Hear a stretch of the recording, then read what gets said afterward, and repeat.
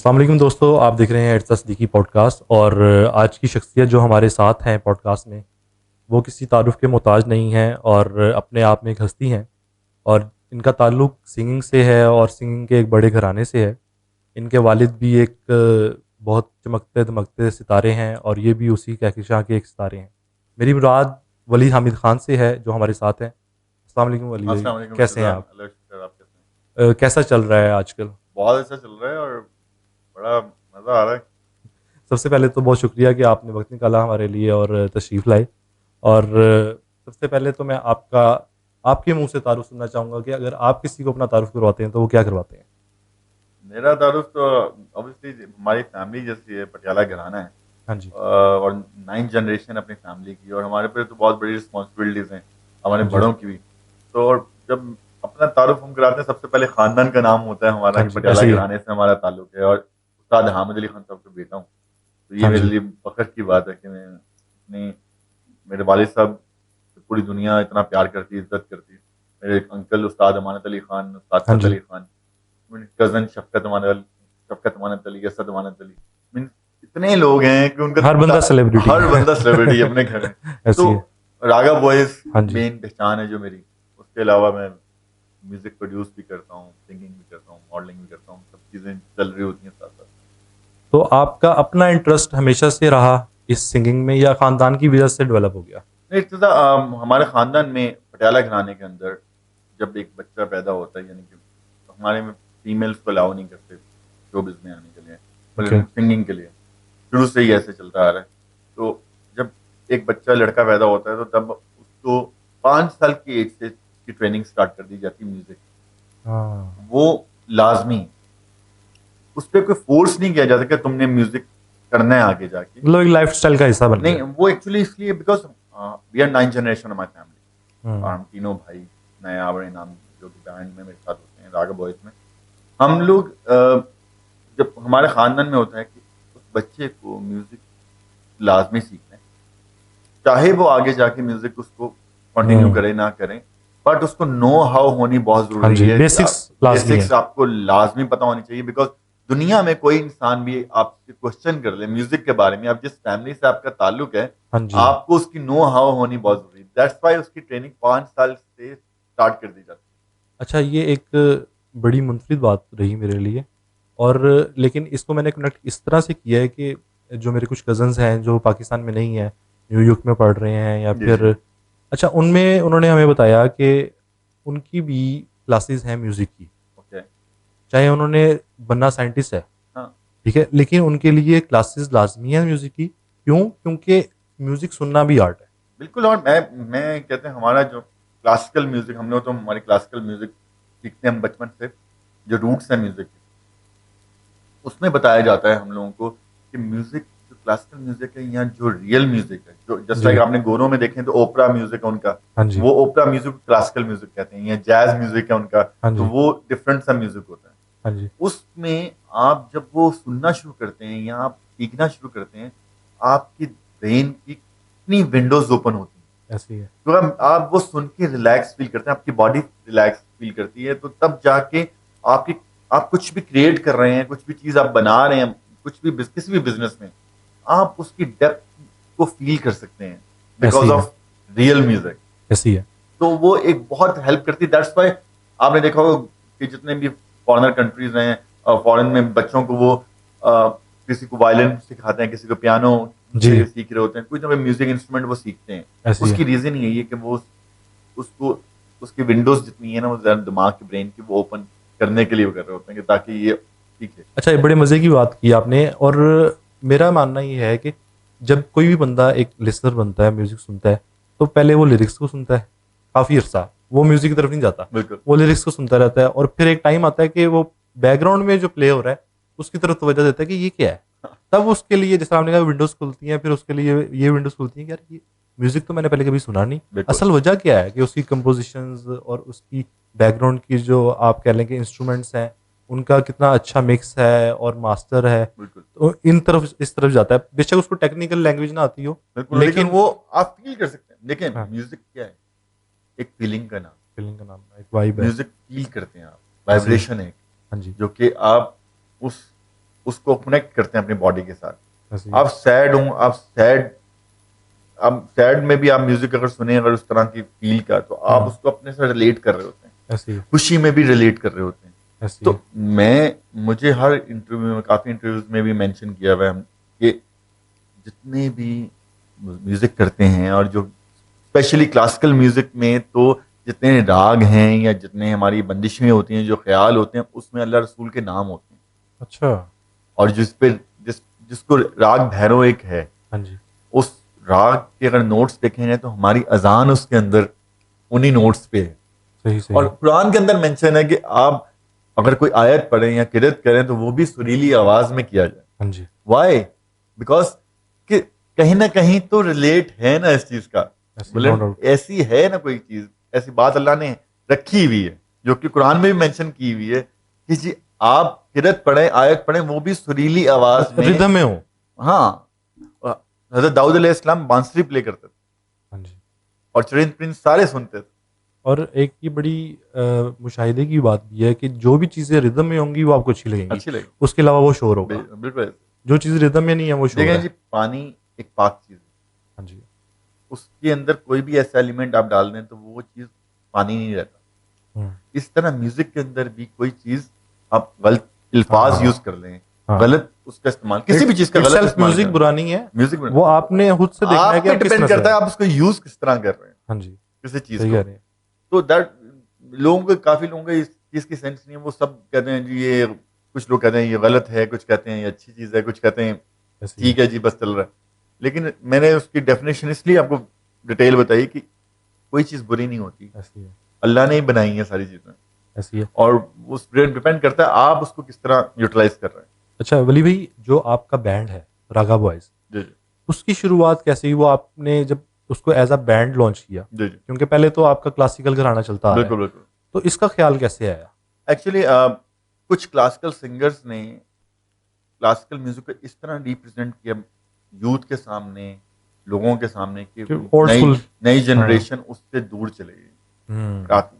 और वो हर किसी को कहता है ये बहुत मुश्किल काम है, नो डाउट बहुत मुश्किल काम है, लेकिन कोई भी चीज नामुमकिन नहीं है। नहीं। हर चीज का वे आउट होता है। उन्होंने इतने बुरे तरीके से मतलब गाना गा रहे हैं, शक्लें बना रहे हैं, अजीबो गरीब शक्लें बन रही हैं गाना गाते हुए, आगे सामने जो यूथ है वो कह रही है ये गाना सुन रहे हैं कि हम लोग क्या कर रहे हैं। तो वो उनसे काफी दूर चले गए। हम लोग जब शुरू में स्कूल्स में थे तो मैंने अपने स्टार्टिंग क्लासिकल परफॉर्मेंसेस ही की अपने वालिद साहब के साथ, उस्ताद अहमद अली खान साहब के साथ। मैंने पाकिस्तान कुल कॉन्फ्रेंस में मैंने क्लासिकल गाया उनके साथ। फिर मैं शुरू से मुझे आदत थी कि मैं इनोवेशंस करता था, डिफरेंट चीज़ें। हर मेरी लाइफ में काफ़ी डिफरेंट मैंने चीज़ें भी की। तो मैंने सोचा कि क्यों ना हम तीनों भाई तो क्लासिकल म्यूजिक ट्रेनिंग तो ले ही रहे हैं, हो रही है ट्रेनिंग, वालिद साहब कर रहे हैं। तो मैंने प्लान किया कि क्यों ना बैंड बनाया जाए।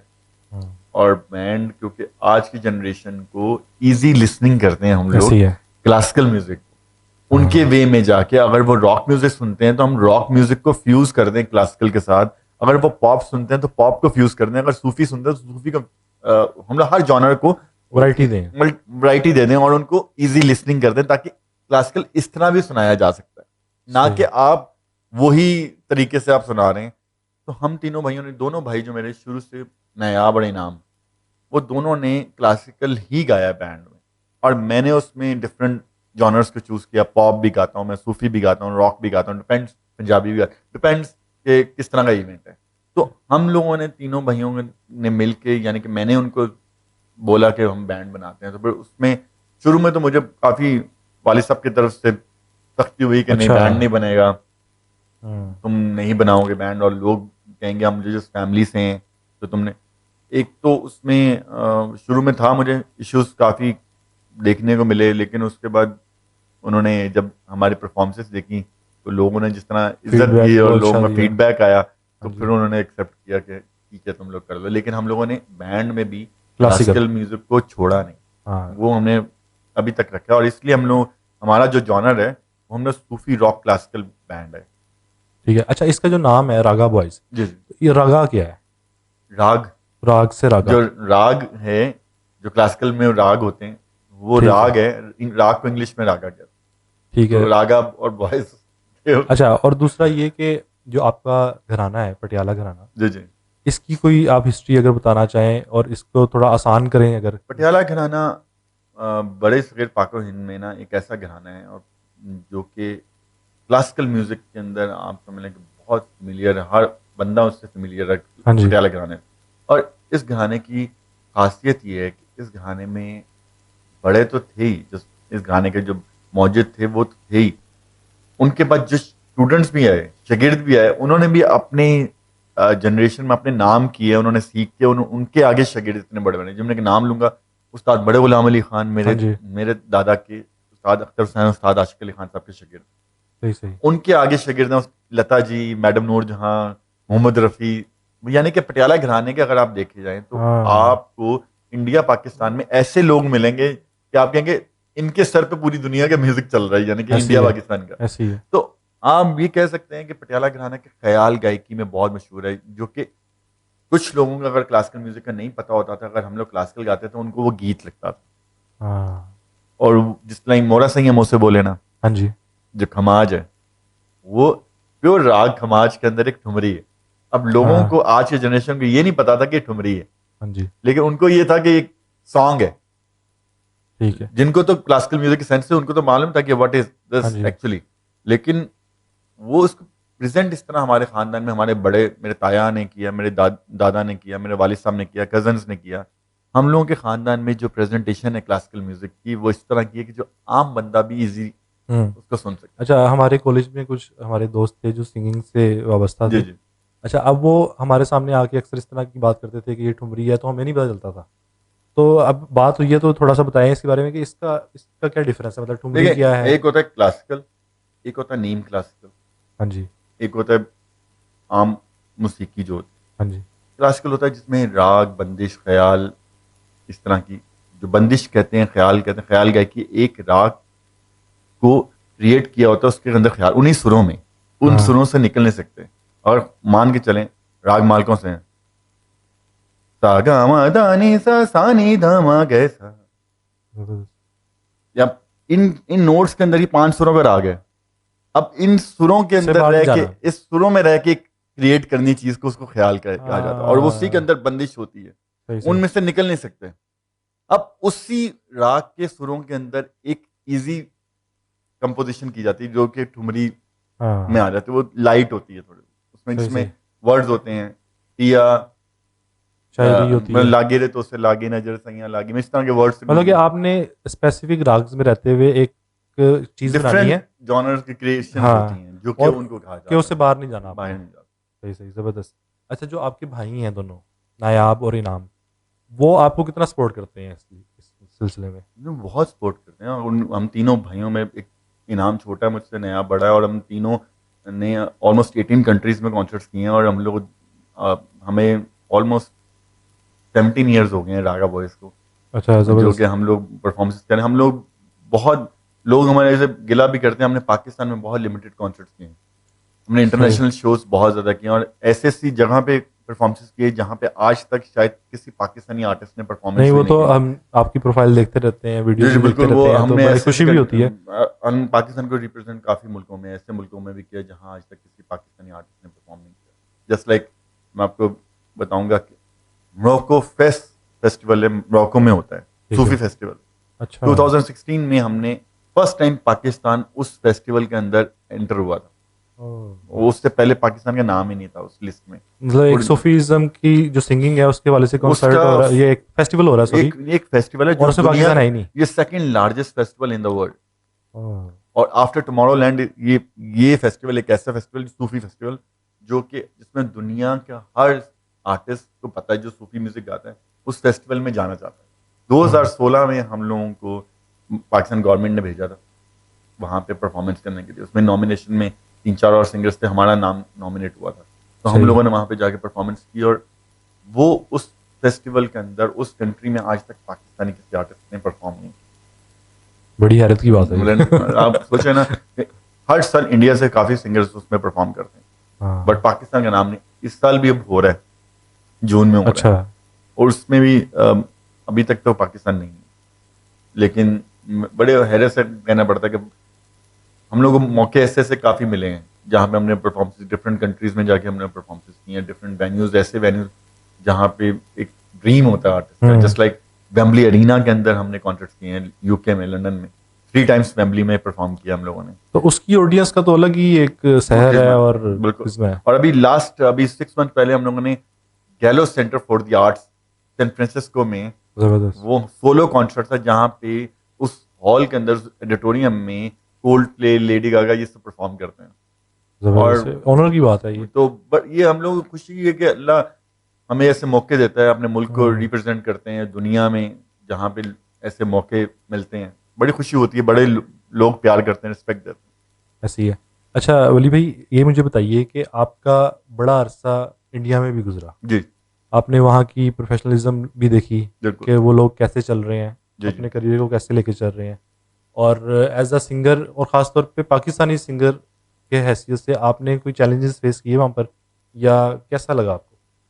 इर्तज़ा बहुत से लोगों के मैं इंटरव्यूज भी देखता हूँ जिसमें कुछ लोग अच्छी बातें करते हैं, कुछ लोग उनको एक्सपीरियंसेस डिफरेंट होते हैं। मेरा एक्सपीरियंस इंडिया में बहुत सारा, हम तीनों भाइयों का, रागा बॉयज़ का, हम जितने टाइम इंडिया रहे हैं उन लोगों ने बहुत प्यार दिया, बहुत रिस्पेक्ट दी। मैं मुझे कोई इसमें शर्म वाली बात नहीं है कि मुझे किसी को अच्छा लगे या बुरा लगे, बिल्कुल मुझे वहाँ पे बहुत वार्म वेलकम किया गया उन्होंने।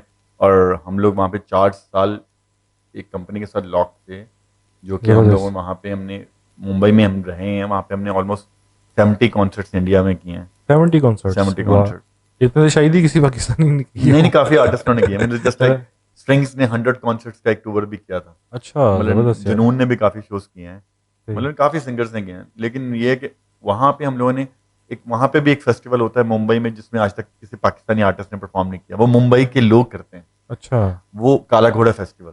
अच्छा। उसमें हम लोगों को मौका दिया, हमारी जो कंपनी थी डीडीबी मुद्रा ग्रुप, उन लोगों ने हम लोगों को मौका दिया कि उसमें ज़बरदस्त। परफॉर्मेंस करने का। फिर हम लोगों ने काफ़ी सिटीज़ में वहाँ पे परफॉर्मेंसेस हम लोगों ने की हैं, पटना, पूरा पंजाब, तो पूरा नॉर्थ पंजाब जो उनका है, जलंधर, पटियाला, लुधियाना, ज़बरदस्त, ज़बरदस्त। अमृतसर, तो वो सब में परफॉर्मेंस की, मुंबई में की। बड़ा अच्छा एक्सपीरियंस है, और वहाँ के लोगों ने बहुत प्यार दिया हम लोग। ऐसे में कभी भी नहीं बोलूँगा कि नहीं, हमारे साथ कभी ऐसा इशू नहीं हुआ कि हम लोग को उन्होंने कहा कि जी आप पाकिस्तान से आए हैं तो वहाँ पे ये हो रहा है, तो वहाँ पे कभी हमारे साथ कोई ऐसी बात नहीं की किसी ने। अच्छा वली भाई, बड़े मज़े की बात है। तो जब आपने उधर कॉन्सर्ट्स किए इंडिया में, जी जी। अच्छा ऑडियंस में कोई फ़र्क लगा आपको कि पाकिस्तानी ऑडियंस और वहाँ की ऑडियंस में कोई फ़र्क? इर्तज़ा बिल्कुल ऑडियंस में बहुत फ़र्क है, ऐसा नहीं है, बिकॉज इंडिया के अंदर, इंडिया बहुत बड़ा है। हाँ जी। इंडिया में अगर आप पंजाब में चलें तो पंजाब में डिफरेंट ऑडियंस मिलती है आपको। हाँ, मिजाज अगर ही आप मुख्तलिफ है। आप उनके दूसरी स्टेट्स में चलें तो हर स्टेट का अपने एटमॉस्फेयर है, लोग हैं, उनका एनर्जी लेवल भी डिफरेंट है। हाँ। तो हम पंजाब में तो हमें बहुत मज़ा आता था परफॉर्मेंस करके, पंजाबी ऑब्वियसली हाँ, ज़बरदस्त। आप गाते हैं तो फिर और भी एक मज़ा आता है, अपनी एक्सप्रेशंस ही लैंग्वेज। अलग है। हाँ, एक्सप्रेशन डिफरेंट है। और उसके अलावा हर सिटी के अंदर डिफरेंट म्यूजिक सुनने वाले लोग भी हमें मिले सही। वहाँ पे। और जस्ट लाइक कोलकाता में चल जाए तो कोलकाता के अंदर क्लासिकल म्यूजिक को बहुत ज़्यादा सुना जाता है, और क्लासिकल सिंगर्स सबसे ज़्यादा कोलकाता में ही हैं, सही। इंडिया के। सही। मोस्टली क्लासिकल सिंगर्स कोलकाता में रहते हैं, क्योंकि कोलकाता में सबसे ज़्यादा कॉन्सर्ट क्लासिकल होते तो आपको सबसे ज़्यादा मज़ा किस सिटी में आया या किस सूबे में? हैं। मुझे पंजाब और मुंबई, पंजाब और मुंबई मुंबई तो में? मुझे बहुत पसंद है। तो उसकी मुझे कोई खास बात? मुंबई में एक था कि हम लोग रहते ही मुंबई में थे, और उस टाइम पे जब हम लोग इंडिया रहते थे, और फ्रेंड सर्कल बहुत ज़्यादा मुंबई में था और पंजाब में था। चंडीगढ़ में और मुंबई और अमृतसर, ये 3 सिटी ऐसे हैं जिसमें आज भी मेरे बहुत ज़्यादा फ्रेंड्स हैं। तो वो यकीनन आपको बुलाते होंगे, दोबारा वेट करते होंगे कि यार आए। मुझे आप ये बात करें, एवरी डे मुझे मैसेजेस आ रहे होते हैं कि कोई ऐसा चांस मिले कि तुम लोग आ जाओ यहाँ पे। और यहाँ की ऑडियंस को मैं बताऊंगा कि आज से आप कह लें कि 7 साल पहले कुछ और सीन था पाकिस्तान में, अब कुछ और है। बिल्कुल। वो क्यों 7-10 ईयर्स कह लें हम, पहले कुछ और था। यहाँ पे यहाँ पे लोगों को बहुत देर बाद अवेयरनेस हुई म्यूजिक कि रियल म्यूजिक क्या है। हाँ जी। लेकिन आज भी कॉन्सर्ट्स में हम जाते हैं तो हमें वही डांसिंग नंबर्स करने पड़ते हैं ताकि लोग हाँ। एंजॉय कर सकें, और लोग करते भी हैं। और ये भी नहीं है कि लोग दूसरा म्यूजिक नहीं सुनते हैं, जिनको म्यूजिक की सेंस है वो अभी भी वो रियल म्यूजिक सुनते हैं। हाँ जी। नहीं तो लेकिन मोस्टली आपने देखा होगा हर कॉन्सर्ट के ऊपर आपको पंजाबी नंबर, भंगड़े नंबर अच्छा, नंबर से परफॉर्म कर हमारे रहे होते हैं। क्योंकि ग्रुप्स होते हैं आपस में दोस्तों के, तो हमारे ग्रुप में जब भी किसी गाने को रेट करना हो ना, तो हम इस तरह से रेट करते हैं कि यार ये गाना कितनी दफ़ा सुना जा सकता है। बिल्कुल। अगर तो वो बार बार सुना जा सकता है तो हम समझते हैं कि वो अच्छा गाना है, हाँ, ठीक है, या वो अच्छा म्यूजिक है। लेकिन ऐसे ही, अगर हम उसको सिर्फ 4-5 मिनट सुन सकते हैं तो फिर हम उसे कहते हैं कि नहीं। बिल्कुल ऐसे ही। तो आपका इस बारे में क्या ख्याल है कि किस तरह रेट करते हैं आजकल आप? लाइफ इतनी फास्ट हो चुकी है, आप म्यूजिक की बात कर रहे हैं, हर फील्ड के अंदर आप इवन के drama industry, fashion industry, film industry या किसी बिजनेस में भी आप देखें, एक प्रोडक्ट रिलीज होती है मार्केट के अंदर, जब आती है उसका क्रेज होता है लोगों को, हम्म। किसी हम लोग बस हम ले लेंगे किस तरीके से। जब वो चीज 10 लोगों से ज्यादा लोगों के पास चली जाती है, उसकी वैल्यूज कम होनी शुरू हो जाती है। हम्म। ठीक है, आजकल का म्यूजिक ये हो गया, वो उसकी लाइफ सिर्फ और सिर्फ मैक्स बहुत बड़ा हिट हो तो वो 1 महीने की लाइफ सही म्यूजिक कह की, रहे हैं आप। और मिनिमम देखें तो मैं कहूँ 1 हफ्ते की। हाँ, एक हफ्ते के अंदर एक नई चीज़ ना आए तो। लोग, हम्म। अब वो क्या होता है, उसकी कंपोजिशन अच्छी हो, उसके गाने की सिंगिंग, बहुत सिंगर बहुत अच्छा हो, या उसके लिरिक्स बहुत अच्छे हो, तब वो गाना वो लोगों को पसंद आ जाता है। उसके हम्म। बाद क्या होता है, जब वो प्ले होता है ना, तो लोग उसको सुनते हैं जरूर हैं, ये हाँ, है, सुनते सुनते हैं। जरूर हैं। आज कोई सुनने को मिल जाए तो वो सुनते हैं। हाँ, सुनते हैं। लेकिन आप ये कहें कि अगर उनको बार बार रिपीट रिपीट पे, हम्म। आजकल लाइफ किसी के पास इतना टाइम नहीं है, इतना आप घर में बैठे हो तो आप फोन के ऊपर स्क्रॉल करते रहते हैं, हर आप किसी की भी स्टोरी प्रॉपर पूरी नहीं देखते। ऐसी है। किसी आप कोई खास बात जब तक हाँ, ना हो। इंस्टाग्राम पे चल रहे हैं, फेसबुक पे चल रहे हैं, ट्विटर पे चल रहे हैं, कहीं भी चल रहे हैं, हम्म। कितने भी ऐप्स पे चल रहे हैं, हाँ जी। आप स्क्रॉल कर रहे हैं, करते करते करते आपको कोई ऐसी चीज नजर आई कि हाँ भाई, ये बार बार सही कह हर रहे हैं। किसी ने लगाई हुई है, हर किसी ने क्या माजरा क्या है? वो मसला क्या है इसको। हाँ, तब आजकल लोगों को सिर्फ और सिर्फ एक वायरल न्यूज चाहिए, सही कह रहे हैं आप। इंस्टेंट चाहिए सब कुछ। और म्यूजिक भी इसी तरह है। कोई एक गाना क्लिक हुआ नहीं, हर किसी ने, भला उसको म्यूजिक उसका पसंद आए ना आए, उसको हम्म। अच्छा कहे नहीं। मतलब एक ट्रेंड चल रहा है उसको फॉलो कर लेंगे। ये मोस्टली पाकिस्तान में है, हम्म। मैं बता रहा हूँ। ठीक है। अच्छा, वली भी मुझे ये बताइए कि जो आपके फादर हैं, जी जी हामिद अली खान साहब, एक बड़ा नाम है, जी जी ठीक है, पाकिस्तान में भी, इंडिया में, पूरी दुनिया में ही। जी जी। तो जब आपकी उन्होंने परवरिश की, तो आपको फादर के तौर पर कभी सख्ती रही है उनकी, या पोलाइट रहे हैं, कैसा आपका रिलेशन है? मैं तीनों भाइयों में सबसे लाडला मदर का हूँ, अच्छा। बहुत ज़्यादा, बचपन से। और सही। मैं कहता भी हूँ कि मेरी बचपन से लेके अब तक मेरी कोई भी ऐसी चीज़ नहीं है जो उन्होंने पूरी नहीं की। ज़बरदस्त। मेरे अमूलन वालिद साहब ने हमेशा, हालांकि वो बहुत दोस्तों के दोस्त हैं, और मैं कहता हूँ कि अल्लाह मियाँ ऐसा वालिद हर इंसान को दे, जो उन्होंने मेहनत भी उतनी की। आज हम्म। भी अब कोई भी इंसान जब उनको मिलता है ना, मुझे इस चीज़ की बड़ी खुशी होती है। अगर मैं इंटरव्यू में कहता हूँ, अगर मेरे वालिद साहब नहीं भी होते, मैं तब भी उनकी इतनी इज्जत करता, बिकॉज वो जितने बड़े इंसान हैं, जितने बड़े हाँ, इंसान हैं, डिजर्व उतने बड़े करते हैं वो। आर्टिस्ट हैं वो। ऐसी है। अल्लाह ने उनको ऐसे इज्जत नहीं दी हुई। वो एक साइकिल वाले से भी वैसे मिलेंगे, और एक प्रेसिडेंट किसी कंट्री का होगा तो हाँ, उससे भी उसी तरह मिलेंगे। कोई ऐसे ही है। डिफरेंस नहीं रखते वो। कोई ऐसी है। भी उनके पास आज तक, मैं कहता हूँ कि पाकिस्तान म्यूजिक इंडस्ट्री का कोई ऐसा बंदा नहीं है जिसने ये नहीं कहा हम लोगों को यार कि तुम्हारे वालिद साहब बहुत। ऐसे तो ही है। ये फख्र की बात होती है कि आपके। हाँ, और मैं आपको अपना एक उनके साथ एक छोटी सी मेमोरी शेयर करता हूँ जी जी कि उनका कॉन्सर्ट था शौकत खानम के लिए। जी जी। तो मैंने शौकत खानम के लिए काफ़ी काम किया, ओके। 2014, 15, 16 में। जी जी। एज अ फोटोग्राफर किया, एज अ नाइस। वीडियोग्राफर किया। तो अब ये था कि एक इवेंट था कॉन्सर्ट टाइप का, कॉर्पोरेट का। तो अब मेरे जो फादर हैं वो उनके कहीं ना कहीं अच्छे दोस्त रहे हैं। Okay okay. उसकी वजह ये है कि वो जर्नलिस्ट हैं, अच्छा ठीक अच्छा। है, जर्नलिस्ट थे नाइस। और सीनियर जर्नलिस्ट थे। राइट। तो अक्सर जिक्र होता रहता था और मुझे पता था कि उनकी कम्युनिटी में है। तो मैंने जाके ना उनको बताया कि मैं इस तरह यामीन सिद्दीकी का बेटा हूँ।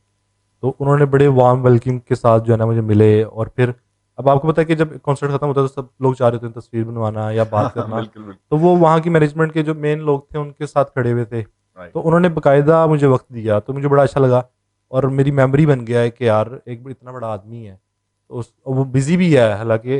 मैंने सिर्फ वैसे ही, अब क्योंकि मैंने मिला था, मैं चाहता था कि मैं मिल लूँ, तो वो एक मेमोरी बन गई है। बिल्कुल ऐसे ही। तो नहीं, मैं बताऊं, हम लोग बड़ी दफा होता है, हम्म, हम कॉन्सर्ट्स में जाते हैं, डैड के दोस्त भी मिलते हैं, अब्बू के मिलते हैं दोस्त, तो वो कहते हैं तुम जिसके बेटे हो ना, उससे हम्म, हम लोग बड़ा बड़ा बहुत प्यार करते हैं, ऐसे ही है, और तुम्हें हम लोग जब देखते हैं ना, तो तुम में उसको देख रहे होते हैं, ऐसे ही तो है। इसलिए हम तुमसे प्यार करते हैं, रिस्पेक्ट देते हैं। देखें, मैं कहता हूँ, मैंने रागा बॉयज इसलिए भी बनाया था बैंड, कि हम लोग कुछ भी कर लेते, जितना मर्जी अच्छा कर लेते, लेकिन हम्म, जो उन्होंने एक बेंच मार्क हाँ, सेट किया उन्होंने ऐसे ही डैड है, ने, उससे बेहतर हो ही नहीं सकते हम लोग। ऐसे ही हम है, लोग कोशिश कर सकते हैं, भला हम लोग एक लाइफ के हिस्से में हम लोग अच्छा, ये तो म्यूजिक तो समुंदर है ना, ऐसे ही है, तो आप करते रहते सीखते रहते।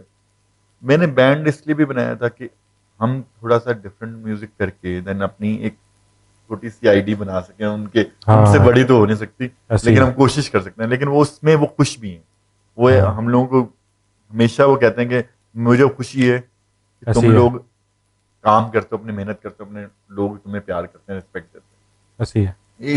इससे ज्यादा आपको क्या चाहिए कि औलाद को, कि जब आपके वालिद साहब आपको आपको खुशी की नजर से देख रहे होंगे। अच्छा, एज अ फादर, वो बहुत बड़े आर्टिस्ट हैं, बहुत जी बड़ा जी। नाम है।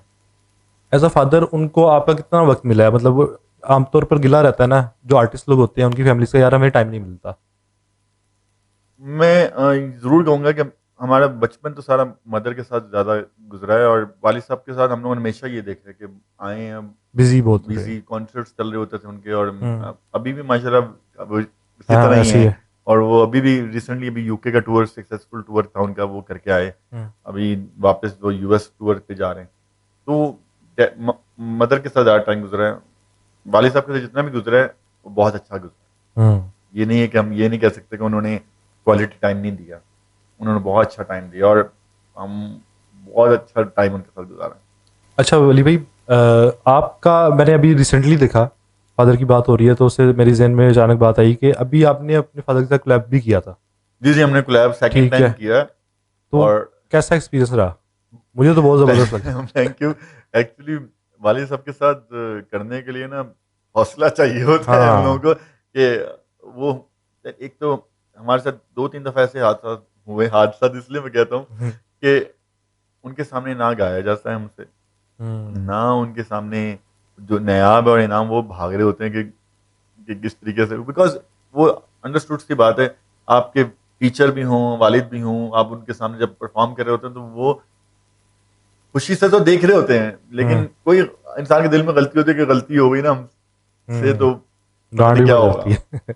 उसमें डैड स्ट्रिक्ट है सही। काफी, म्यूजिक के अंदर काफी स्ट्रिक्ट नहीं हैं। नहीं, ये तो होना बनता भी है वो उनका। वो शुरू से ही थे, तो करम हमारे खानदान का एक ख्याल है, जो कि ख्वाजा गरीब नवाज के ऊपर हमारे बुजुर्गों ने गाया, सही। ख्वाजा गरीब नवाज पे। तो उसमें वो राग राम साख, राग का नाम है, उसके अंदर वो पूरे ख्याल बंदिश बनी हुई, और उसको हम लोगों ने रागा बोझ में थोड़ा सा, मैंने उसके अंदर अपना जो पार्ट था वो नया कंपोज किया, उसी राग में रख। सही, ज़बरदस्त। वाली साहब का जो था वो पार्ट वैसे ही रहने दिया। उस आप अगर वीडियो आपने देखा होगा, उसमें मैंने अपनी जो मैं रियल में हूं ना, हाँ जी, वो मैं डिफाइन किया हुआ है, कि मेरे दोनों भाई शुरू में आते हैं वीडियो में, वो दोनों डैड के साथ बैठ के क्लासिकल ऐसे ही गा है, रहे हैं, ऐसे ही है। और उसके बाद मैं गिटार के साथ मैंने एंट्री हो, तो उसमें म्यूजिक चेंज हो जाता है, तो देन वो दोनों वो एक्सपीरियंस बहुत अच्छा रहा, और लोगों के बहुत अच्छा अच्छा, फीडबैक आया। इत्तेफाक ऐसा है कि आपके आने से पहले ना मैं वही वीडियो देख रहा था। अच्छा। अच्छा, उसमें हर आप मतलब सभी मेंबर आउटस्टैंडिंग आए हैं, और ख़ासतौर पे जो हैं आमिर अली खान साहब, जी जी। उनका एक अलग ही टायर है। और ऑब्वियसली वो है, आपने देखा होगा कि हम लोग फिर खत्म हो जाते हैं जब वो होते ऐसे हैं, तो ऐसे ही है, तो बड़ी सीधी सी और बात। बड़े अच्छे मिलियंस में व्यूज़ आए हैं उस बिल्कुल पर। ऐसे ही है। तो बड़ी मतलब खुशी होती है जब ये देखते हैं हम। बिल्कुल बड़ा अच्छा एक्सपीरियंस, और मैं क्रेडिट बल्कि मैं दूंगा भी, जो रैकेट लेबल है सूफी स्कोर, हम्म, उन्होंने ये इनिशिएटिव लिया, आज तक किसी रैकेट लेबल ने ये इनिशिएटिव नहीं लिया था सही। कि क्लासिकल म्यूजिक को प्रमोट किया जाए। नहीं, बहुत अच्छा उन लोगों इनिशिएटिव ने, है। उनके आपने देखा होंगे जितने भी सॉन्ग्स हैं वो सारे हाँ जी, मोस्टली क्लासिकल बेस होते हैं या सूफी बेस हाँ होते हैं। जी, ऐसी तो है। दैट्स वाई ये वीडियो भी आप देखेंगे, इसको डायरेक्ट किया हमजा यूसुफ ने, और सही, हमजा सही। ने पीछे भी हमारे काफ़ी वीडियोस किए हैं, डायरेक्ट किए हैं। हमजा भाई से मेरा तारुफ है, मुलाकात नहीं हुई हमजा यूसुफ से, मैं लेकिन कहता हूँ कि बड़ा अच्छा लगा उनसे। ही इज़ अ जीनियस, हाँ, वो बल्कि वो तो मतलब डीओपी भी हैं, डायरेक्टर भी हैं, कलरिस्ट भी हैं, बिल्कुल ऐसे कलर तो ग्रेडिंग भी करते हैं। सब भी काम माशाल्लाह ज़बरदस्त तो करते हैं। उन्होंने ये सारे वीडियोस हमारे किए हैं अभी तक, नए ज़बरदस्त जितने भी ज़बरदस्त। वीडियोस हैं। ठीक है। अच्छा, आपका एक कोलैब रिसेंटली आपदा जी के साथ भी रहा, जी जी बिल्कुल। वो कैसा एक्सपीरियंस था? वो कैसे डिज़ाइन हुआ? क्या उसकी थोड़ी स्टोरी बताइए। आपदा जी आपको पता है क्या बात सूफी है! क्वीन है, ऐसे लेजेंड ही है है, हमारे ऐसे ही मुल्क है, की। और ऐसे ही मैं है, समझता हूँ कि जितनी बड़े वो सिंगर हैं, जितनी बड़ी आर्टिस्ट हैं, उतनी उतनी बड़ी वो इंसान भी हैं। ऐसे ही है, नो और डाउट। उनसे जब ये मैंने कॉल किया उनको कि अब्दा जी आपके साथ हम लोगों ने कोलैबोरेशन करनी है, उन्होंने कहा बेटा क्या कोलैबोरेशन करनी है। मैं जब उनको बताया कि हमारे खानदान पटियाला घराने की एक ख्याल है, हुँ, वो भी गरीब नवाज पे था। हाँ जी, उस ट्रैक का नाम ही गरीब नवाज है, जो ऐसे ही है, अब्दा जी के साथ किया हम हाँ लोगों ने। जी, वो ट्रैक करना चाहते हैं। उन्होंने कहा बेटा मैं मेरे लिए खुशी की बात है कि मैं पटियाला घराने की कोई चीज़ गाऊंगी, हाँ जी, तो तुम बिस्मिल्लाह तुम आओ मेरे पास और हम लोग करते हैं इसको रिकॉर्ड। और जब मैं रिकॉर्ड करने के लिए गया इर्तिज़ा, मेरी लाइफ का बेस्ट मोमेंट था जब उनके साथ ये रिकॉर्ड कर रहा था। और उन्होंने जिस तरह प्यार से इसको रिकॉर्ड ऐसे ही है, किया है, मैं सीरियसली बताऊं, मैं आज भी वो टाइम याद करता हूँ। उन्होंने मिस करते हैं वो टाइम। इतने मज़े से हम लोगों ने रिकॉर्डिंग सेशंस किए हैं। वो सर्दियाँ थी और हम लोगों ने उस टाइम पे रिकॉर्ड करने के बाद मैं डरते डरते कहा, मैंने कहा आपको ना म्यूजिक वीडियो के लिए लाहौर आना पड़ेगा। कहते हाँ, मैंने कहा लाहौर आना पड़ेगा आपको हाँ, म्यूजिक वीडियो पर, प्लीज आपने आना है।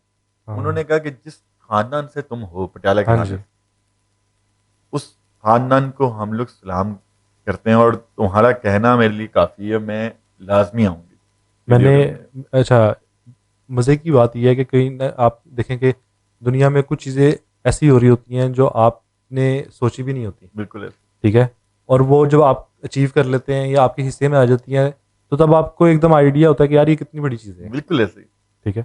अच्छा, वो जिस वीडियो की आप बात कर रहे हैं, मैंने उसकी रील देखी थी जो उन्होंने उसको प्रमोट करने के लिए बिल्कुल बनाई ऐसे, थी। बिल्कुल उसमें ऐसे, उन्होंने सेम यही बात की थी कि ये पटियाला घराने के ये बच्चे हैं। बिल्कुल ऐसे। बल्कि उन्होंने एक जुमला ये बोला था कि रागा बॉयज़ भी क्या कहूँ मैं, ये तो उस्तादों के बच्चे हैं और मेरे भी बड़े हैं।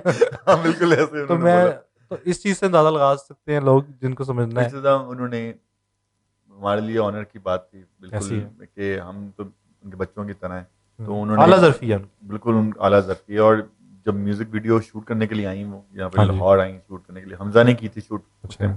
हमज़ा भी बहुत खुश था कि हाँ जी। नहीं, नहीं, ऑनर की बात है ये। वो आ गई और इस्लामाबाद से ऑल द वे इस्लामाबाद से वो ट्रैवल करके आई।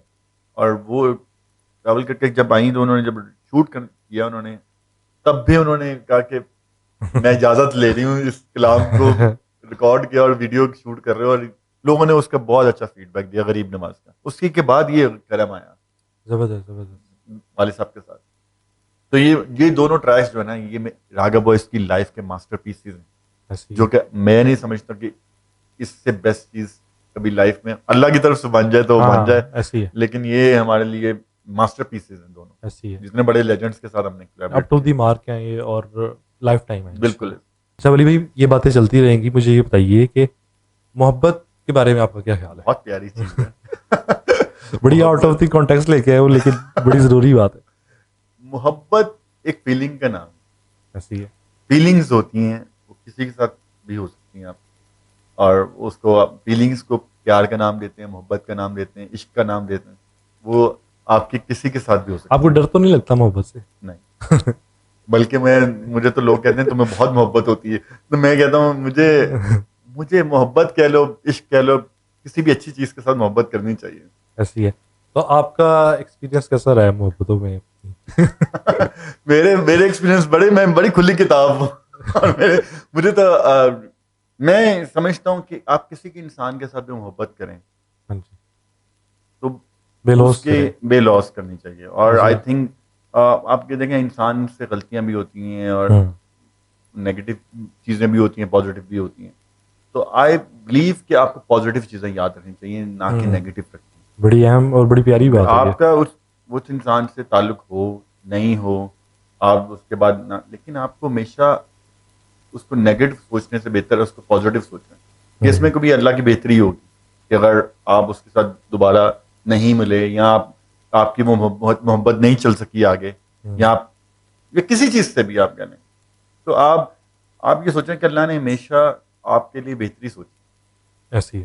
तो जब आप, हमारा तो बिलीव है ना कि रब हर चीज हमारे लिए बेहतर ही करता है, ऐसी है। तो फिर आपको इस बारे में सोचना नहीं चाहिए। अच्छा, आप देख रहे हैं कि अब डिकेड्स में, पहले ये होता था कि जो भी ट्रेंड्स थे ना वो डिकेड्स लेते थे चेंज होने में। अब वो जिस तरह आपने पहले भी बात की कि हफ्ता लगता है और चीज़ चेंज हो जाती है, मिजाज चेंज हो बिल्कुल जाता है। ऐसे।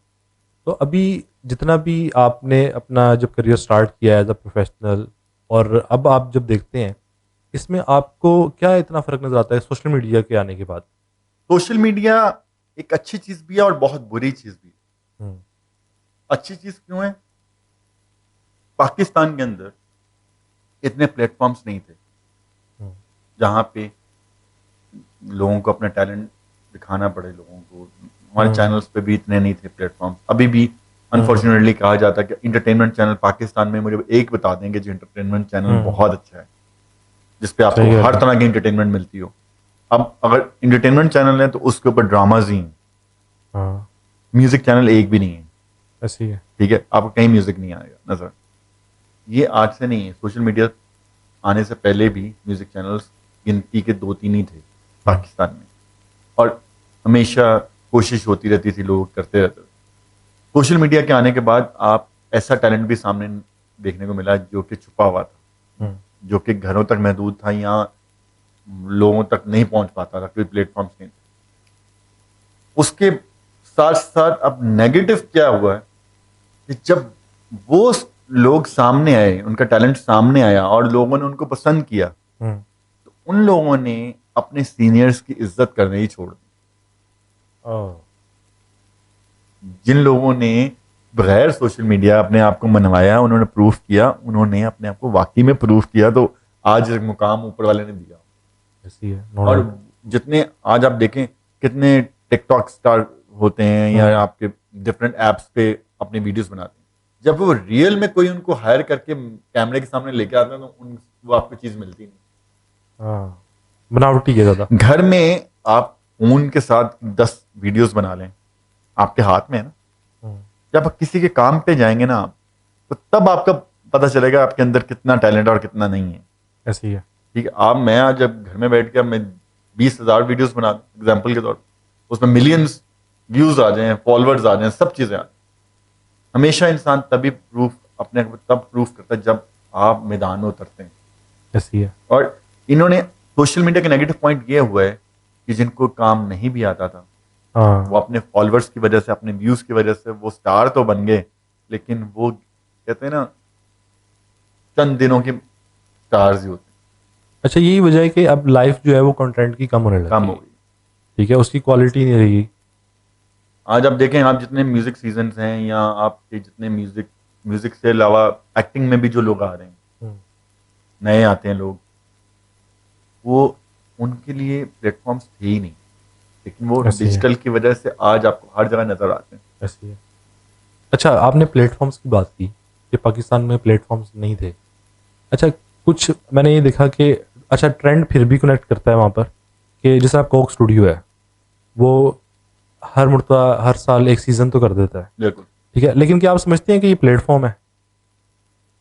प्लेटफॉर्म है, लेकिन प्लेटफॉर्म सिर्फ उन लोगों के लिए जो म्यूजिक प्रोड्यूसर की लॉबी में हैं। हाँ, ये मैंने सवाल आपसे इसलिए पूछा है कि मेरी बड़ी डिबेट रही अपने एक दोस्त के साथ। क्योंकि आपने देखा कि जितने भी म्यूजिक प्रोड्यूसर्स आए, पहले भी आए, हाँ जी। उन लोगों की लॉबी में जो आर्टिस्ट आए हुँ, वही आए, भला वो रहेल हयात साहब हो, स्ट्रिंग्स हो, हुँ, या उसके बाद अली हमजा ने किया, देन उसके बाद जुहेब काजी ने किया, फिर जुल्फी साहब ने किया। जुल्फी साहब ने भी उन बच्चों को इंट्रोड्यूस करवाया, नो डाउट करवाया, जो नेस्ट कैफे में थे या हुँ, डिफरेंट चीज़ों में। मुझे एक चीज़ का बिल्कुल रहा है, हर प्लेटफॉर्म वालों ने लेजेंड्स को भूल गए अपने हाँ, अपने कंट्री के लिए। आज भी पाकिस्तान म्यूजिक इंडस्ट्री के नाम, जब नाम लिखा जाएगा ना, वो इन लोगों, आज की जनरेशन के बारे में नहीं लिखा जाएगा। वो शुरू होंगे गुलाम अली साहब से, हामिद अली खान साहब से, आबदा परवीन जी से, तब वहां से शुरू करेंगे। ऐसे ही है। और मतलब बड़े जितने भी लेजेंड्स हैं पाकिस्तान के, अच्छा, कोक स्टूडियो ने आपदा जी को कई बार लिया। नहीं नहीं, मैं ये कह रहा हूँ, आपदा जी के बहुत दफा कोक स्टूडियो के साथ किया। मैं कोक स्टूडियो कोक स्टूडियो की बात नहीं कर रहा, मैं कोक स्टूडियो की इसलिए बात ये कह रहा हूँ कि कोक वालों का नहीं है, ये म्यूजिक हाँ, प्रोड्यूसर पे डिपेंड करता है कि कि वो आप क्या किन कर लोगों रहा को है। चूज करें और किन लोगों को नहीं चूज करें। आपने हाँ, मतलब अब आप ये कह रहे आप हैं ब्रांड कि का कोई प्रॉब्लम नहीं है। आप ये कह रहे हैं कि जो भी सीजन होता है उसमें हायरार्की एक सेट करनी चाहिए, कि पहले एक लेजेंड्स को लें और उसके बाद फिर न्यू टैलेंट को साथ में आप ये करवाएं। देखें ना, जितने न्यू टैलेंट को आना चाहिए, हम्म। लेकिन आप सेट तो करें, हम्म। बैलेंस तो रखें कि ऐसी जी है। आप बैलेंस करें। ये क्या होता है कि अब एक चीज क्लिक हो गई है, आपने उसके पीछे लग गए हाँ। हैं।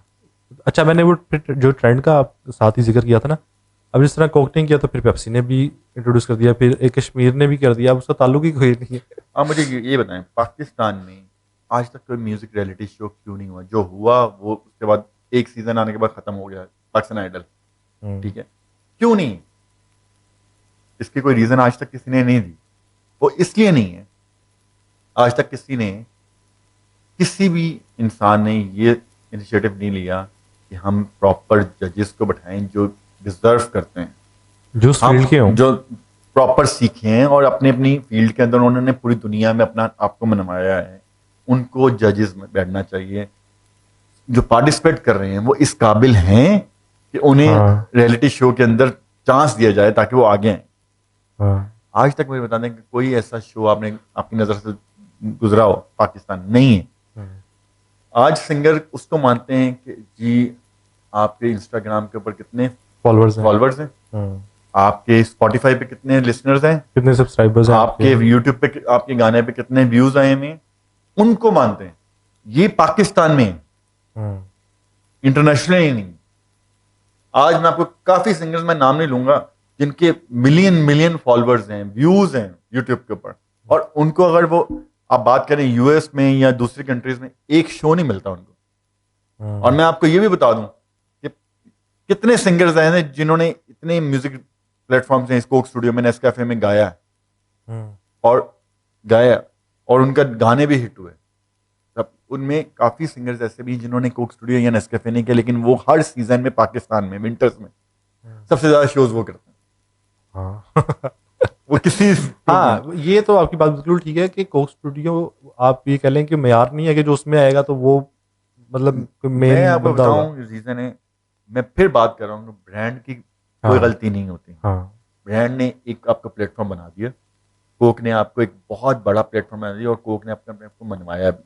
ऐसे वो ही है। म्यूजिक प्रोड्यूसर्स की वजह से भी है, ऐसा नहीं है। मैं ये बिल्कुल भी नहीं कह रहा कि जुल्फी नहीं अच्छा नहीं है या रुहेल यार साहब नहीं अच्छे हैं या ये सारे बहुत अच्छे प्रोड्यूसर्स हैं, लेकिन इन लोगों ने थोड़ा सा एक चीज, जो मैं अपने पॉइंट ऑफ व्यू से कह रहा हूँ, इन लोगों ने, मैं ये नहीं कह रहा कि रागा बॉयज को क्यों नहीं किया हाँ। या किसी और को क्यों नहीं किया, मैं ये कह रहा हूँ इन्होंने मेरिट के ऊपर चीजें नहीं की सही जो है। अभी तक आपको देखने को मिलती हैं। कि जी उन लोगों ने, अगर जुल्फी के बैच के जो बच्चे हैं उन्होंने वही कोक स्टूडियो में आपको नजर आए, उससे पहले आपने आज तक आपको उन बच्चों को नहीं देखा होगा।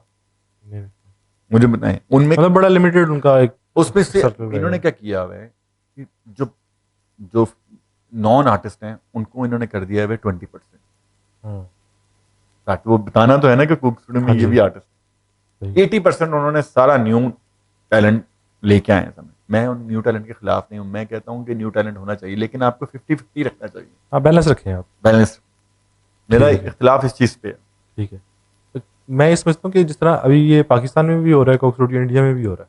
आपने इंडिया का देखा है कोक स्टूडियो? बिल्कुल मैंने देखा, तो मुझे तो पाकिस्तान का ज़्यादा अच्छा लगता है। No doubt. पाकिस्तान के म्यूजिक जो कोक स्टूडियो है उसको हाँ। इंडिया भी बहुत, इंडिया के लोग भी बहुत पसंद हाँ, करते अच्छा, हैं। इसकी टेक्निकल रीज़न आप बेहतर बता सकेंगे कि ये क्या वजह है? रीजन है, मैं बताऊं, इंडिया में मोस्टली सिंगर्स आपको प्लेबैक सिंगर्स मिलते हैं। ठीक है। हाँ। हमारे यहाँ पाकिस्तान के अंदर फिल्म इंडस्ट्री उतनी बड़ी फिल्म इंडस्ट्री नहीं है। हाँ, प्लेबैक सिंगर्स कम है। प्लेबैक सिंगर्स कम है, लिमिटेड है, और प्लेबैक सिंगर्स जो हैं भी पाकिस्तान में, नोबडी नोज ये गाना किसने गाया।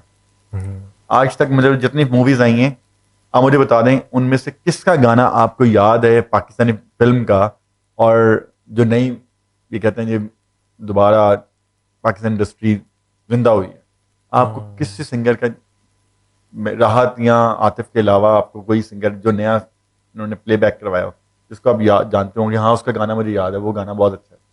रीज़न है गाना तो हिट हो जाता पाकिस्तान में, आर्टिस्ट नहीं होता। प्लेबैक सिंगर्स की यहाँ पे उतना नहीं है वैल्यूज जितनी इंडिया में। जब वो सिंगर्स लाइव परफॉर्मेंसेस कर रहे होते हैं या लाइव कर रहे होते हैं, उसमें थोड़ी सी हिचकिचाहट, एक स्टूडियो के अंदर और एक लाइव स्टेज के ऊपर परफॉर्मेंस करना। हमारे पाकिस्तान में एक आम सिंगर जो है, हाँ जी, उसका एक्सपीरियंस किसका है? स्टेज का। हाँ वो कॉन्सर्ट पे जाके उसको होता है बस मैं आज जो भी है मैं दिखा दूं। हाँ रीजन ये है। और यहाँ के म्यूजिशियंस को भी आदत वैसे ही है। हम्म, और ये जो वो एक्चुअली फॉलो करते हैं बॉलीवुड म्यूजिक मोस्टली। वो जितना भी म्यूजिक क्रिएट होता है वो सारा कहीं ना कहीं फिल्मी म्यूजिक नजर आ रहा होता है। हाँ सही कह रहे हैं, आप ऐसी उनके है। कोक स्टूडियो के अंदर भी देखें, आपको फिल्म का फील नजर आता है। सही कह रहे हैं। और फिल्म का साउंड डिफरेंट होता है, हम्म, पॉप इंडस्ट्री डिफरेंट है। और जो कहते हैं लाइव इंस्ट्रूमेंटेशन के साथ हाँ साउंड जो क्रिएट किया जाता है, कोक स्टूडियो पाकिस्तान की यही है कि ये रॉ एथनिक म्यूजिक को ज्यादा फॉलो करते हैं। और अभी recent last season electronic music हुआ है, सारा सारा इलेक्ट्रॉनिक म्यूजिक हाँ किया जी, है, ऐसे ही। ईडीएम म्यूजिक किया है हाँ जी, उन्होंने, EDM फिर क्रिएटिव। आरएनबी म्यूजिक किया, ट्रैप म्यूजिक किया, डिफरेंट बीट्स के ऊपर उन्होंने म्यूजिक हाँ क्रिएट जी, किया, जो कि बहुत अच्छा है। बहुत अच्छा रहा। मैं ये नहीं कहूंगा कि आज के ट्रेंड के मुताबिक बिल्कुल ठीक है। अभी जो हमारा रिसेंटली अपकमिंग ट्रैक भी है वो आ रहा है ईडीएम म्यूजिक के साथ हमने फ्यूज किया हुआ है। लेकिन कहने का मतलब कि ये डिफरेंस है इंडियन और पाकिस्तान। लेकिन सिंगर्स मैं ये नहीं कहूँगा, इंडिया के सिंगर्स बहुत अच्छे बहुत हैं, अच्छे सिंगर। बहुत अच्छे सिंगर्स हैं, बट उनका एक्सपीरियंस ज्यादा प्लेबैक में रहा है। मोस्टली जो हिंदी सिंगर्स हैं, पंजाबी सिंगर्स को फिर मौका मिल जाता है कॉन्सर्ट्स में अपने आप को बताना। अच्छा वली भाई, ये सवाल अक्सर उन लोगों से किया जाता है जो किसी काम के माहिर हों या फिर एक असर रखते हो। मिसाल के तौर पर अब आप खुद सिंगर हैं, तो आपने जब सिंगिंग सुननी हो तो किसकी सुनती है? मोस्टली देखिए वो वाली बात है, हर बंदा कहता है कि ये अपनी बात कर रहे हैं। बचपन से तो अपने खानदान को सुनते आ रहे हैं सर, लेकिन मैं जो दिल से बहुत ज़्यादा फैन हूँ जी, वो नुसरत अली खान साहब की कंपोजिशन मुझे सही। वो ऐसी हैं कंपोजिशन है। He is the only person जो कमर्शियल म्यूजिक डायरेक्टर है जिसको आज भी इंडिया पाकिस्तान फॉलो करता है। हाँ, और एक नया ट्रेंड सेट। जी जी, उस्ताद नुसरत अली खान साहब की जो कंपोजिशन है वो कवालियाँ थी, लेकिन कवालियों की कंपोजिशन ऐसी है कि वो सॉन्ग्स लिखते हैं, गीत हाँ जी, लिखते हैं। हाँ जी, ठीक है, उसको आज जितना भी म्यूजिक क्रिएट किया जाता है कहीं ना कहीं उसका असर नजर आता है, नजर आता है। मैं ये कह सकता, अगर वो आज अगर राहत भाई के भी आज गाते हैं तो मैं समझता हूँ कि नुसरत अली खान साहब के वो एलिमेंट की वजह से हाँ जी, राहत भाई हर बंदा उनको फॉलो कर रहा होता है। और राहत भाई ने मेहनत भी बहुत की है। राहत भाई ने आज आप देख रहे हैं उन्होंने अपनी भी आईडी क्रिएट की और ऐसी है। बहुत अच्छा काम तो किया। अभी अगर मौजूदा दौर के हिसाब से देखें तो कोई आपका फेवरेट सिंगर है?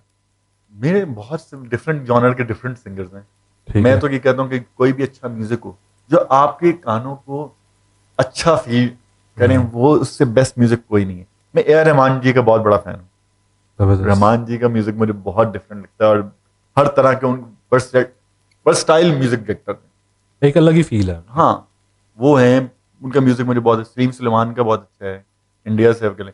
पाकिस्तान में मैं कह लें कि प्लेबैक, मैंने वही बोला कि फिल्म इंडस्ट्री नहीं आपने। इस तरह का म्यूजिक। और मैं जरूर कहूंगा कि पाकिस्तानी जो फिल्म के डायरेक्टर्स हैं, काइंडली मैं उनसे जरूर कहूंगा कि भाई प्लीज, म्यूजिक बहुत बड़ा एलिमेंट है फिल्म के अंदर जिसको बहुत बड़ा। आज तक इंडियन इंडस्ट्री कैश करवाती है। हाँ, यहाँ पे स्टार कास्ट बहुत बड़ी ले लेंगे, यहाँ पे टेक्नीशियंस बहुत अच्छे ले लेंगे, स्टोरी बहुत अच्छी हो जाएगी, हर चीज होगी। और म्यूजिक बिल्कुल पता ही नहीं होगा किससे म्यूजिक करवा रहे हैं और कौन सिंगर्स गा रहे हैं और किस तरह का म्यूजिक है।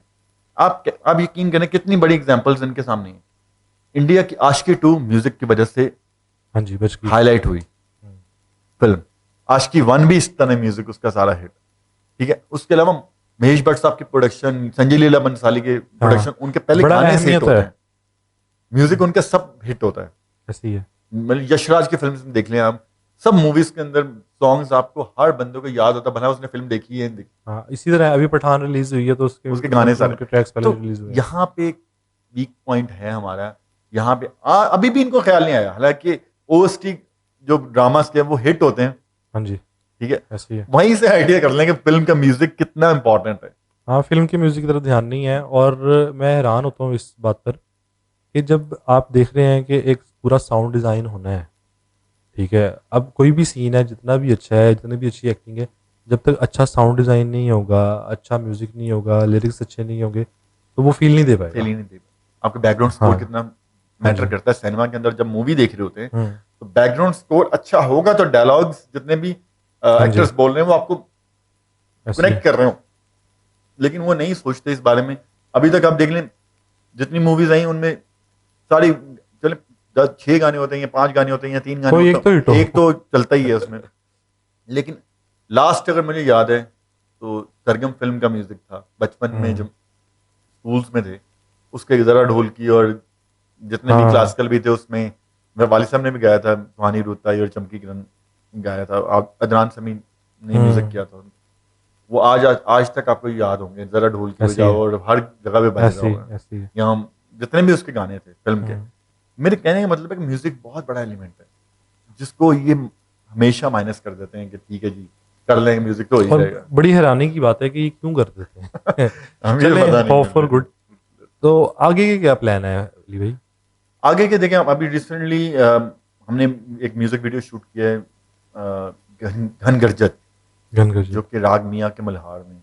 हमारे ज़बरदस्त। ख़ानदान का ही एक ख्याल है, जो कि सोलो हमारा ट्रैक आ रहा है। पहले तो कोलैबोरेशंस तो आई हैं आपदा जी के हुँ, साथ और वालिद साहब के साथ, अब उसी रैकेट लेवल के सूफी स्कोर ही रिलीज़ कर रहा है उसको, और उस ट्रैक को हमने फ्यूज़ किया ईडीएम म्यूज़िक के साथ। ज़बरदस्त। ईडीएम की भी फील नज़र आएगी और रॉक गिटार्स की भी फील आएगी, तो वो हम लोगों ने उसको फ्यूज़ किया क्लासिकल को साउंड के साथ, जो कि भी रिसेंटली बस हमने कंप्लीट किया, उसका वीडियो रिलीज़ होने लगा चलिए, और बड़ी उसको अच्छी डायरेक्ट बात है। किया हमजा यूसुफ।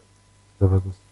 तो अभी जब आप ये सारी कोई भी प्रोजेक्ट करते हैं तो कितना टाइम लगता है आपको? देखिए म्यूज़िक तो प्रॉब्लम नहीं होता, म्यूज़िक को हुँ, मैक्सिमम बहुत ज़्यादा भी आप टाइम दे दें तो हम 1 वीक के अंदर उसकी ऑडियो कंप्लीट कंप्लीट कर हो लेते जाती हैं। है। वोकल सब चीज़ें, मिक्सिंग तो बाद में सब चीज़ें देख रहे होते हैं, लेकिन ऑडियो कंप्लीट करने के बाद वीडियो पे भी टाइम लगता है। वीडियो डायरेक्टर हुँ, कहाँ पे किस तो लोकेशन क्या पे शूट कर रहा है, क्या किस आइडिया जगह बनता है, जाके। क्या स्टोरी बोर्डिंग और बनती है? ये वीडियो हमारा बहुत डिफरेंट है, हुँ, वो इसलिए इसमें म्यूज़िक वीडियो में वीएफएक्स भी यूज़ हुए हैं, अच्छा, ज़बरदस्त। और ये परफॉर्मेंस बेस्ड वीडियो, लेकिन परफॉर्मेंस बेस्ड वीडियो इस तरह की परफॉर्मेंस बेस्ड वीडियो हमारा पहले नहीं आया, जो कि ये घनगर्जत है। अच्छा वली भाई, जाने से पहले और आपसे मैं इसके बाद ये भी रिक्वेस्ट करूँगा कि कोई मैसेज दें, लेकिन उससे पहले मुझे आपसे कुछ सुनना है। तो अगर आप अपने खमाज की कुछ लाइन्स अगर गा दें तो समाज बहुत होगी। बिल्कुल। सावन भी तो जाए पेहरवा, सावन भी तो जाए पेहरवा, मन मेरा घबराए, मन मेरा घबराए, ऐसो गए परदेस पिया तुम, ऐसो गए परदेस पिया तुम, चैन हमें नहीं आए, चैन हमें नहीं आए, मोरा सैया मुँह से बोले ना, मोरा सैया मुँह से बोले ना। वाह वाह, क्या बात थैंक है यू, वली भाई, बहुत बहुत शुक्रिया। Thank you. चलिए, बड़ी अच्छी बात है। तो इंतज़ार रहेगा बिल्कुल, घनगर्जत का, और बेस्ट विशेस आपके लिए भी, थैंक यू। और दुआएं भी। बिल्कुल। और शुक्रिया भी कि आपने टाइम दिया। नहीं, तो अभी हम इसको कंक्लूड करते हैं। कोई लास्ट अगर कोई मैसेज अगर आप देना चाहते हो? मैं बिल्कुल ये बोलना चाहूँगा कि अच्छा म्यूज़िक सुनें और लोगों से प्यार करें और लोगों की नेगेटिव चीज़ों को गौर करने के बजाय उनकी पॉजिटिव चीज़ें देखें। मैं क्योंकि जिनकी भी माँ बाप सलामत हैं, मैं उनसे सबसे रिक्वेस्ट करूँगा, आजकल की इब्तदा बहुत दुख होता है कि जो आज की जनरेशन है वो अपने पेरेंट्स का एहतराम नहीं करती।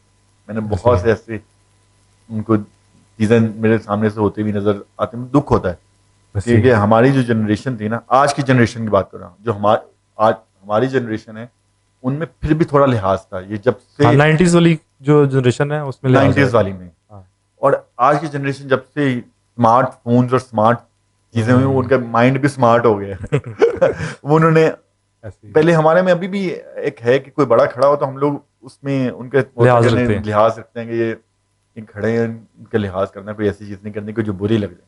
हाँ। आजकल क्या धड़ल्ले से कहते हैं, वो कोई मसला ही नहीं है, मैं संभाल लूंगी, संभाल लेंगे हम लोग। बल्कि वो आगे से ये कह रहे थे आपको नहीं पता। हाँ, वो एक्चुअली यही प्रॉब्लम आज की हाँ। जनरेशन की प्रॉब्लम है। वो कहते हैं कि वी नो एवरीथिंग। हाँ जी। आप लोगों को तो स्मार्टफोन्स की, कि ये स्मार्टफोन्स की पैदावार है, हम लोग इनके कहते हैं, हाँ मतलब बड़े बैठे होते हैं तो आप वहां पर नहीं होते, बस आपका वजूद होता है आपके और यहाँ आप फोन पे पे। लगे हुए हैं। ऐसी है। और ये थोड़ी सी ख्याल कर लें तब, जितने भी आज की जनरेशन है, क्योंकि पेरेंट्स जिनके भी सलामत है लामिया उनको जिंदगी दे, और उन्हीं की वही जन्नत है दुनिया के अंदर। पेरेंट्स अगर आपके सलामत हैं तो दुआ करें अल्लाह मियां उनको सलामत रखें आपके सरों पे, और आप खुश रहें और अच्छा म्यूजिक। Thank you.